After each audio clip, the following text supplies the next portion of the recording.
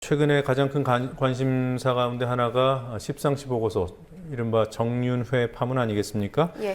근데 이 보도를 대부분 언론사들이 비중을 키워서 하고 있는데 지상파는 좀 다르다 그래요.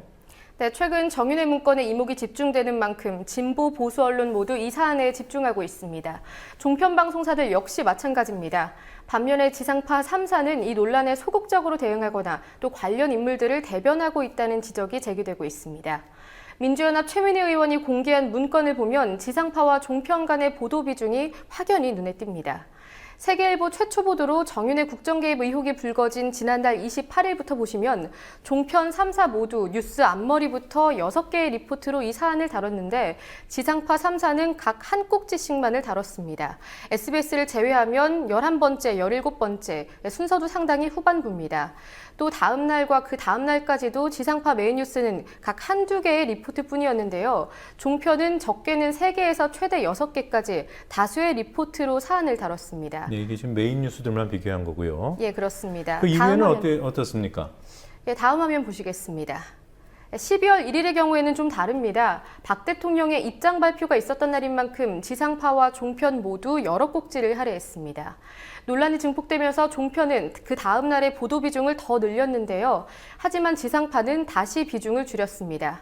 이렇게 지난 5일간 각 방송사별로 정윤회 국정개입 의혹을 다룬 개수를 비교해 보니까요. 지상파 3사는 10개 안팎에 불과했고 종편은 그 3배 수준인 30개 안팎이었습니다. 네, 30건에 육박하는 보도 건수였고요. 12월 1일 같은 경우에 유독 KBS, MBC, SBS의 보도 건수가 다른 나라에 비해서 조금 높았지만 그건 박근혜 대통령의 입장이 나왔기 때문이다, 이렇게 분석이 되는군요. 네. 예, 그렇습니다. 저희 보도 횟수만 단순 비교할 수는 없는 거고요. 내용은 어땠습니까? 네, 논란이 촉발된 지난달 28일 그리고 대통령 입장 발표가 이뤄지면서 지상파가 가장 많은 사안을 보도했던 지난 1일의 헤드라인들을 보시겠습니다. 네. 먼저 첫날의 경우에는 지상파 3사 모두 문건 파문과 함께 청와대의 입장을 담았습니다. 그런데 보시다시피 문장의 구조나 내용이 판박이에 가깝습니다. 다음으로 지난 1일의 헤드라인을 보겠습니다. 네, 박 대통령의 말을 그대로 인용해서 지상파 3사 모두 헤드라인에 사용했는데요. 문건 유출에 대한 국기문란 행위라는 것을 강조하고 또 책임자를 일벌백계 하겠다는 내용으로 박근혜 대통령과 정부 측 주장과 동일합니다. 네, 오늘은 어떻습니까? 네, 오늘 5시 뉴스에서는 지상파 3사 모두 문건 작성자인 박모경정에 대한 검찰의 압수수색 소식을 다뤘습니다.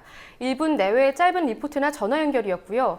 네, 반면에 정윤회 씨의 승마협회 개입설을 비롯한 기타 현안들은 언급되지 않았습니다. 지상파의 보도 행태에 대한 비판은 내부에서도 나오고 있습니다. 전국 언론노조 KBS 본부는 오늘 자사의 보도를 비판하는 성명을 내고 유능한 기자들을 모아서 TF팀을 꾸려야 한다고 촉구했습니다.